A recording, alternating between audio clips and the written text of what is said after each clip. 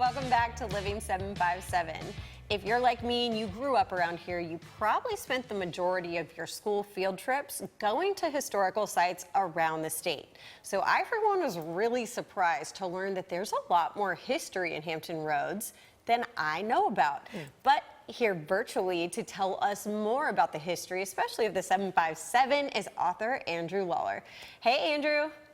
Hey there, how you doing, Ashley? Hello, Quincy. Hey, how you doing, We're man? good. Thank you for taking time out of your vacation to join us. That's okay. It's windy here on the Outer Banks, so there's no beach time today. I get it. Now, your book is called A Perfect Frenzy, and it is a very different perspective on the American Revolution than the one that we learned in history books, especially considering we're right here in the locations that a lot of these things happened. Can you kind of give us cliff notes? Sure. I grew up in Norfolk, and I thought I knew history. I grew up in a very history-minded family. We would go to Williamsburg and Yorktown and Jamestown. That's pretty much all we did on the weekends. We didn't read books. We really went to the sites. So I thought I had a grasp on what happened in places like Norfolk, but I was wrong. I ran across a mention of the Ethiopian Regiment in a book one day, and I realized that there was a lot I didn't know about what happened in Hampton Roads 250 years ago this fall. And the main thing that happened was the last royal governor of Virginia, Lord Dunmore, decided that he was going to fight the Patriots. And in fighting the Patriots, he needed soldiers. And to get soldiers, he decided to emancipate the Black Virginians who were mostly enslaved and put them into redcoats, give them muskets, teach them how to fight, and send them into battle. And they went into battle in Great Bridge 250 years ago in December. And ultimately, this led to the destruction of Norfolk that was burned on January 1st, 1776. Now, that was long thought to be a deed that was done by the wicked Lord Dunmore. But in fact, we know now that the Patriots were the ones that burned Norfolk to the ground. Wow. And in the end, Lord Dunmore and the Ethiopian Regiment had to leave, but it really set the pace because it was the first black regiment in the British Army, and a lot of them went on to be, very, very important parts of the British effort to defeat the Patriots. Wow. So what I also discovered just looking at the stuff that you were saying in the book, in the history. So I'm from Texas. We just celebrated Juneteenth, which was when slaves in Texas realized that they were free based on the Emancipation Proclamation. But is it true that there is more than one?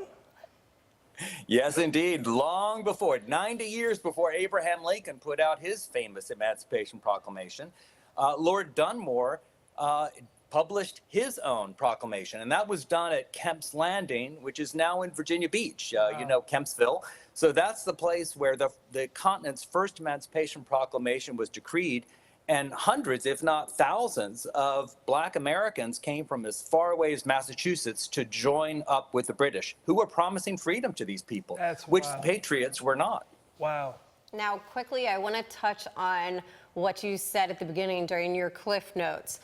Norfolk burned to the ground, and we kind of pinned it on Lord Dunmore, but it was actually like the Patriots that did it, and that kind of riled the rest of the country to rebel, right? Yes, indeed. If you've been to St. Paul's Church, you've seen that cannonball stuck into the side of the brick there. But actually, in fact, it was the Patriots who used the brief bombardment by the British to burn the city to the ground. Now, they did this because they felt like it was filled with people who were loyalists. They didn't like having emancipated black people running around there, so they laid waste to it. And it was the only time in American history that a city has been completely demolished. But then they covered it up and they blamed it on the British. But we know from a 1777 report that the Patriots themselves did that they were responsible. And it did have a big impact because when Americans got news that Norfolk had burned, it was the 8th largest city on the continent, then they decided there was no more compromise with Britain. It was time to call for independence. So it really helped to create a wave of support for independence, which of course led to July 4th, 1776. Wow. Yeah, so really quick before we get out of here, we were in Norfolk. Norfolk has been built back up, obviously, but you're going to be in Norfolk at the Slover Library on November 14th. Quickly tell us about that event. Yeah, on November 14th, which is the day before the Emancipation Proclamation that Dunmore put out, we're going to have a meeting of really distinguished national level historians who will be meeting at the Slover Library. It's free and open to the public. You can find more information on the Slover Library Foundation website. So we're hoping people will come and join us to talk about the important events that took place in Hampton Roads 250 years ago this Awesome. fall. Awesome, man. Well, thank you very much for sharing that little piece of history with us right here on Living 757, Andrew. Continue to enjoy your vacation, and we'll be on the lookout for that. All right? Yes. All right. Thank you, you. Ashley. Thank you, Quincy.